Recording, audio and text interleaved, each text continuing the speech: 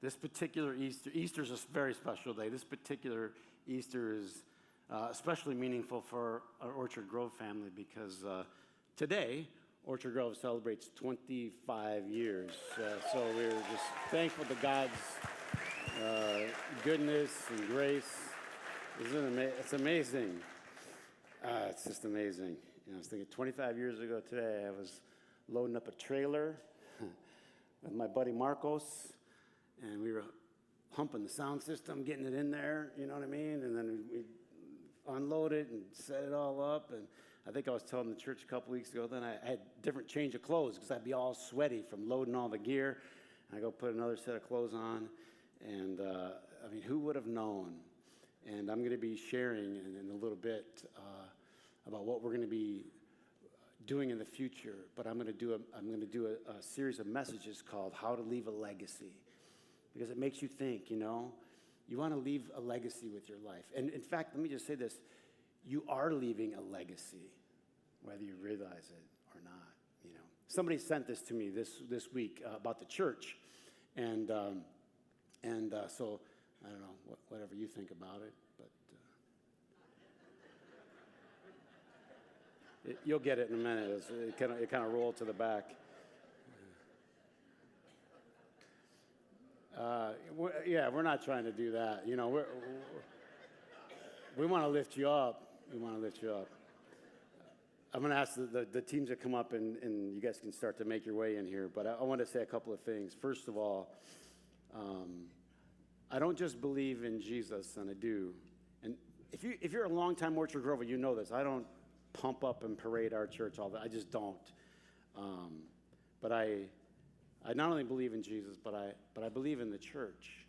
And I've been thinking about this for a while. The importance of helping people get their life lined up with God. I was doing the spring, get the stuff out this weekend. I was getting the hoses out. It's the worst job in the world, the hoses. Why can't they make a hose that actually works?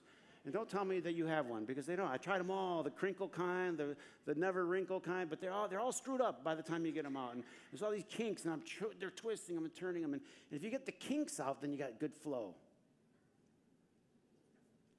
And Jesus was like, I'm the vine, you're the branches. If you stay connected, you got the good flow going. By being connected to God, rightly, where you're connected, there's good flow going. And then you got the fruit flowing, love and joy and peace and patience. I want to tell you something. If I could think of a better thing to do, I hope I would do it. One better way to fix our world, to fix the problems in me and in you and in our world at large, than to get people rightly lined up to God, rightly connected where the flow is coming. I would do it. But I want to dedicate, should God give me 25 more years, I want to dedicate them to getting people connected to God. That's where the stuff's at. Yeah, all the religion and all the problems and the missed messages like you saw on the sign there, that's sure. But that doesn't mean that what's absolutely vital can be discounted, and that is people need to be connected to God. You need to open their hearts back up to Him and let the love and the joy and the peace flow in their life again. If our world was full of love and joy and peace, how many summits would we need? How many missiles would we need? If everyone's heart was full of love and joy and peace, those three things, that's it. We wouldn't need a lot of other stuff, friends. This is a worthy cause. And that's what our church is dedicated to.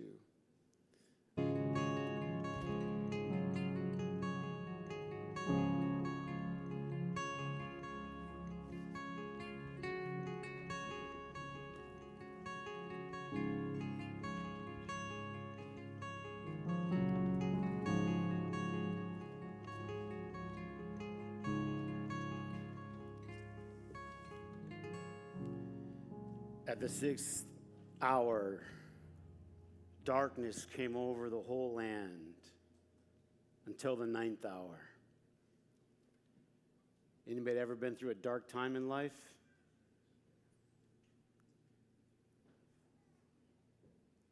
Story of Easter is not just the story of Jesus, it's the story of your life and my life. It's the story of hope when things get really dark. And I sure wish I could tell you that there was a way around the darkness. Perhaps if there's one thing that people maybe don't quite grasp is that they somehow think God's going to rescue them from going through things. But my experience has been, and I think that's the whole point of the Easter story, is that God carries us through them. In the ninth hour, Jesus cried out in a voice, my God, why have you forsaken me?" I think that's the thing that we understand is that Jesus understood us, and that when he died on the cross, he gives this cry like, "God, where are you?" Isn't that what we say? When it's dark and it's hopeless. I mean, by the time you're on the cross, you've finally given up. He said, that's it. There's no way. Ever been there? There's no way now. Now God cannot. This is something that God cannot fix. That's the perfect place for God to step in. When it seems at its darkest, when life seems at its lowest, when you seem most vulnerable and fragile, and it seems absolutely impossible, and you start to cry out, "My God, where are you?"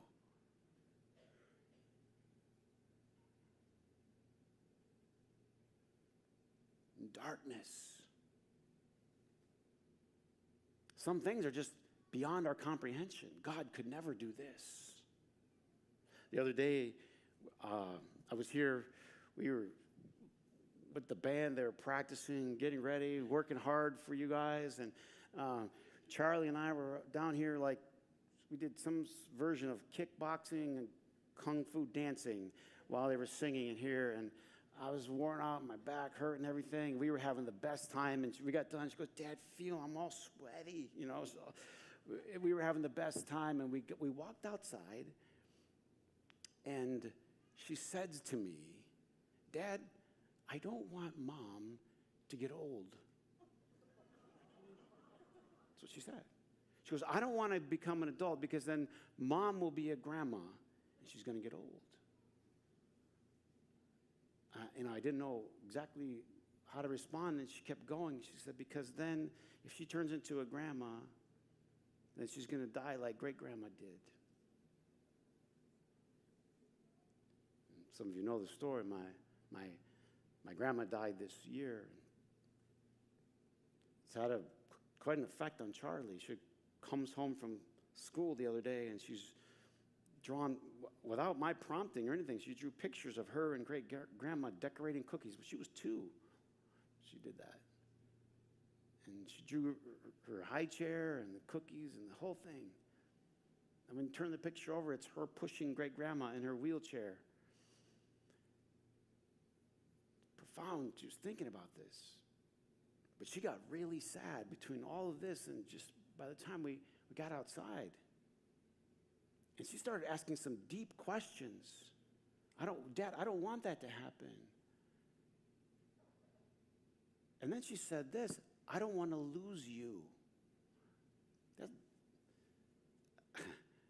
I'm a pastor. I should have like some kind of answer, you know what I mean? And I was struggling. I'm trying to think of all my pastoral cliches, and I'm not thinking anything's going to land well. And I said, "Well, you know she's in heaven." She goes, "I know, but," and then she started talking about, "But I won't be able to see you, Daddy. I won't be able to see you." She kept talking about that. I said, "Yeah, of course you'll be able to see me. We'll all be in heaven together one day. We'll all be together."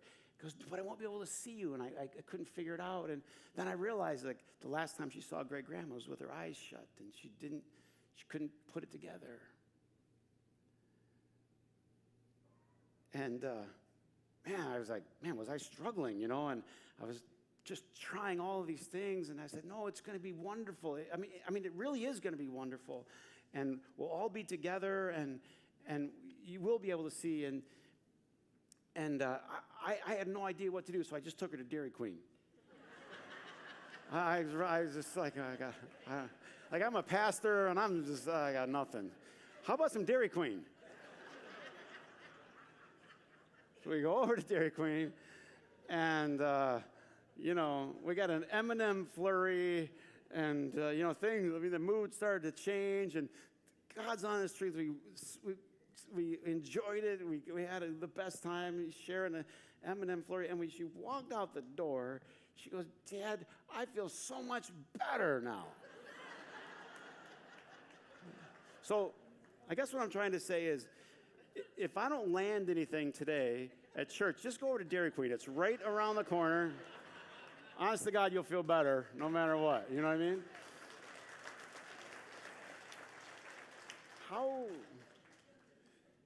It's hard to grasp. There's a scripture.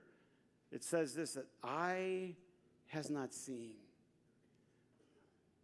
1 Corinthians, ear has not heard, nor has it entered into the mind of man what God has prepared for those who love him. You know what I'd like to share with you today, this Easter, is this. God has a plan for your life that's bigger, and far better than you ever dreamed. More than you can conceive. I mean, years ago I did a whole series. I think I talked about heaven for like 8 weeks because I think it's widely misunderstood, and I don't have time to dive in that deep today, but I will say this. Heaven, the one thing that most people don't teach is that the scripture talks about a new heaven and a new earth. God's making everything new. So everything that we love about this life, even our bodies, it says they will be resurrected bodies. The way that we know and love each other, it's all resurrection. It's all renewal. But it's far better than you ever dreamed possible. But it's not just about heaven. The resurrection is not just about the life that is to come, as amazing as that's going to be. Far beyond our ability to comprehend. I mean, that little kid got into such deep theology, started asking me, well, how old are we going to be in heaven? Like, is grandma going to be 100 again? Or is she going to be 20? These are things to think about. But I thought she'd give me like 10 or 15 years before she started asking these questions.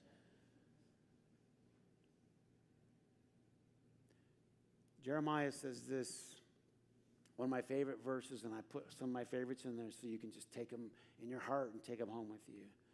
I know the plans I have for you, plans to prosper you, not to harm you, plans to give you hope and what? Future. Hope and future, hope and future. Listen to me. No matter how dark it gets in your life, and the darkness is from all kinds of things. The darkness is from our own screw-ups and sins. We'll just give a free confessional for everybody. Screw-up and sins. Go ahead, take your free one. No? Anybody screwed up or sinned recently or lately or ever? Okay? It doesn't go well. It doesn't help you. So in the Bible, it talks about, if you're going to suffer, try for the suffering that you have in life to not be the result of your own screw-up. You're going to have it. That's part of life. But if you have it, try to minimize the self-inflicted wounds. Another word for sin. So you and I, we get darkness because of the things that we've done, but there's darkness because of the things that other people do. That's true too. And that's the story of Easter. That's the story of the cross. Jesus dies because of what other people did.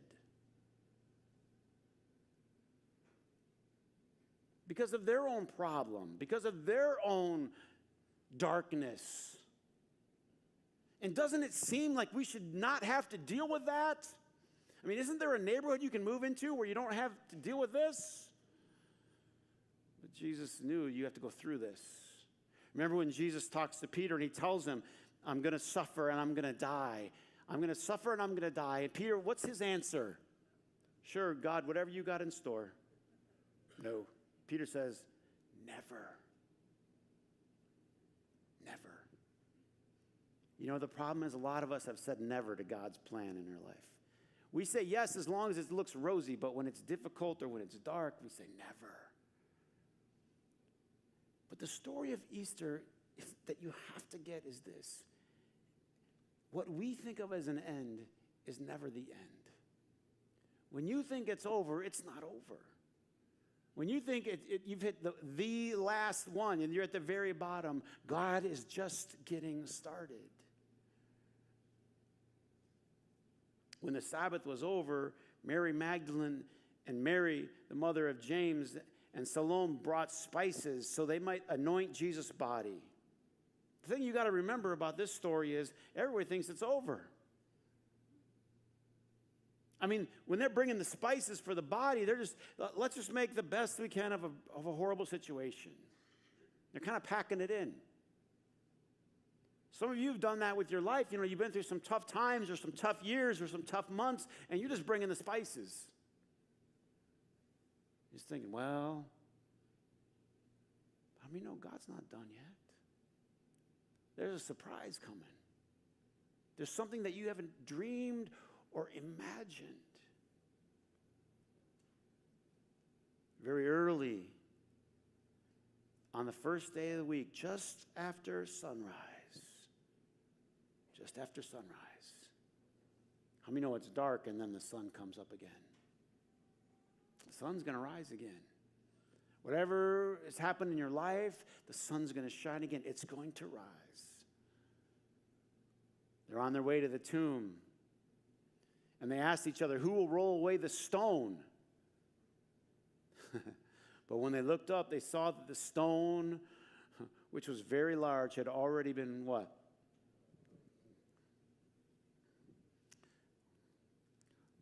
Listen to me. God's going to open up some doorways for you that you can't even imagine. You're not going to believe it. You're not going to believe it, what God's going to do. You know, you think, there's no possible way. These massive stones, anyone can move them. God's already going to move it out of the way for you. God sends angels in front to pave the way for you. The thing you have to remember is this. The thing you have to constantly remind yourself, constantly, and I'm telling you constantly because you're going to have all these thoughts, these negative thoughts coming into you like, you screwed up too much now, or nothing can bring you back from this. And they're thoughts that are going to try to get you to be hopeless. But you have to keep this thought in mind. Romans 8, and all these things, God works for good. God works for what? Good. God's always working. Those who love God and have been called to his purpose. Think about this. Your life, no matter what's happening, no matter what you've been through, no matter how dark it is, God is still working in ways that you can't see behind the scenes. Man, we got this 5-year-old girl in the house, and she has no clue how much work we do for her. Anybody here ever raise a little kid? What the heck? I mean, I was like praying, God, it would be so beautiful to have a child, that I would just pray. It was such an answer to prayer. But then when she came, I had no idea how much work it was going to be. No idea. Like, one of you guys could have told me it's a 24-hour-a-day job. You should have told me. It never stops, never stops. I need this, I want this, I got to go here, I got to go here. And, I mean, dear God, I can't even get her ready for church. Stressed out, I was all sweaty getting here, and constant work. And they just don't get it, they just don't see. They don't see that you're going to the grocery store to fill it up. They don't see that you put the things in the pantry. They don't see all the things that you do behind the scenes constantly so that they can have. But here's the thing. Neither do you and I see all the things that God's doing behind the scenes constantly for your good. And one of the things I learned I had to try to do, and sometimes I pull it off okay, but when something bad happens, I'm always trying to twist it around and make it okay. Does anybody know what I'm talking about? Like, we had the helicopter egg drop, and, we thought it was a good idea. Like, let's just drop 1 million eggs from the sky and on top of the kids. And, it's a mud pit out there this year. And, they're trampling on each other. And pretty much they all went home crying. Can all say that? Can all the parents testify? They pretty much all went home crying. I didn't get enough. Someone stepped on me and they pushed. So you got to try to turn that into something good. I couldn't come up with anything. I just gave up. God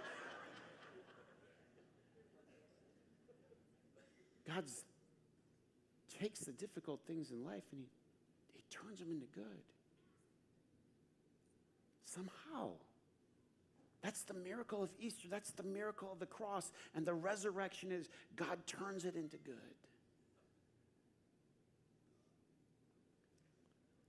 I was just reflecting on 25 years of Orchard Grove. I was just reflective, and I was thinking about a low point, like a dark hour for me. And it's difficult, challenging maybe is a good word, I don't know, but I always try to put on a good face for you guys. You know what I mean? Sometimes things aren't great. How many I got problems? Just like you. But it doesn't help if I'm up here all sad. Does that make sense? So I just come up here and smile.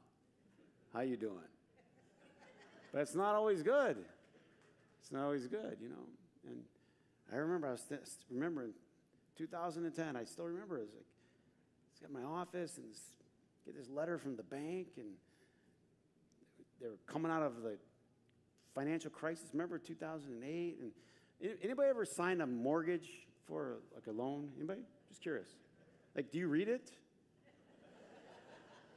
No one reads that. You can't read that. I'm smart enough to read it. I don't have enough time. I don't have lawyers to read it. You know what I mean? Is it true? You just sign it. You figure, well, it's going to be good. So, we had a mortgage for this building, and they said, well, unfortunately, your mortgage is non-conforming. I didn't know what that meant.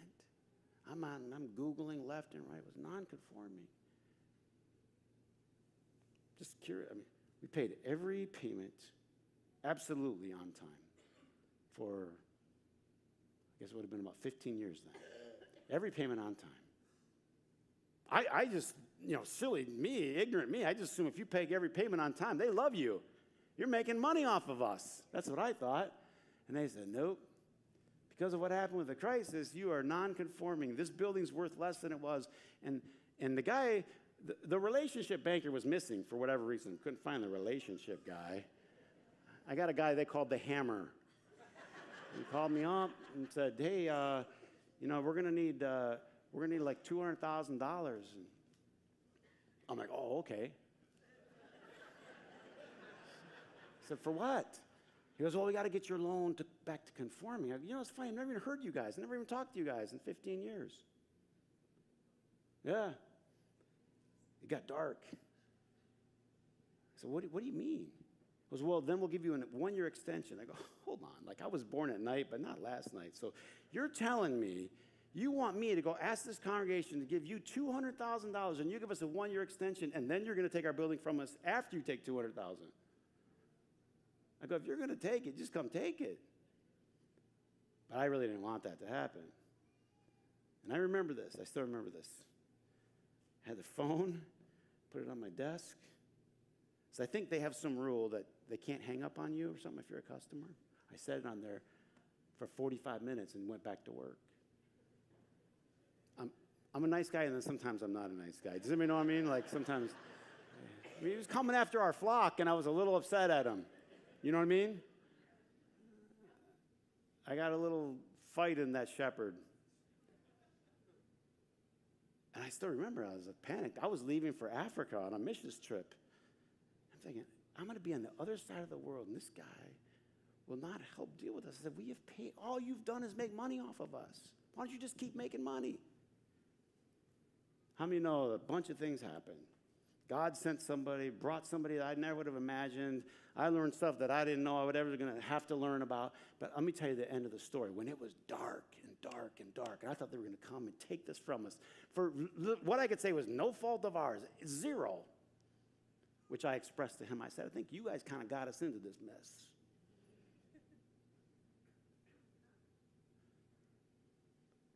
Come full circle. They write down our loan, $1 million, and give us a different one. How many know, like, you can't make that stuff up? Somebody else comes in, they write down the loan when it was the darkest, for no reason. I just felt like quitting. I'm like, I can't handle this pressure. Anybody ever been there? Like, I can't handle this pressure, you know? I got to go up there and just smile on Sunday and tell them it's great. But it feels like the lowest of the low. Then all of a sudden, God opens a door. God rolls back the stone and provides a light.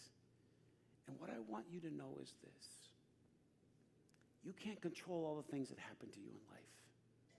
You can't control what happens at work or with the boss or this merger or acquisition or this or shutdown. You can't.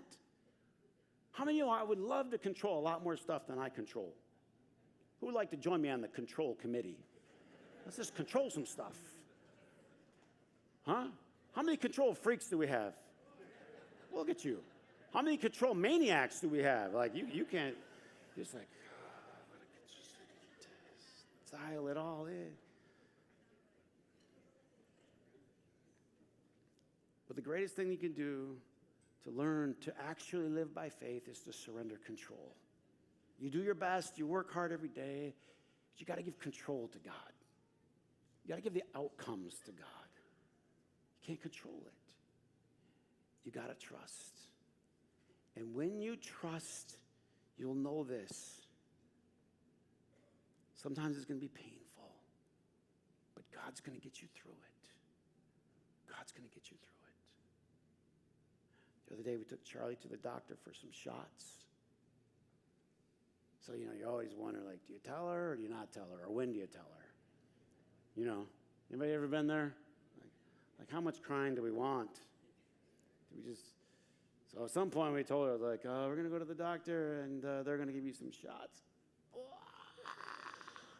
It's the very thought. It's the thought. How many know? It's not even the shot. It's the thought. So you just decide to keep the window short. But here's the thing. The tears, I mean, you do anything to eliminate those tears. But she has to go through that, right? And the whole goal is that something's better is on the other side. Something better is on the other side. Here's what I want to say for you. Life is pain at times. At times. That's just the truth. Life is unfair at times. Life is unfair at times. But God is good. And God will get you through it. And Easter is the story of God getting us through it. That the sun's going to come up again. Right? That God has a new hope and a new future for you. So,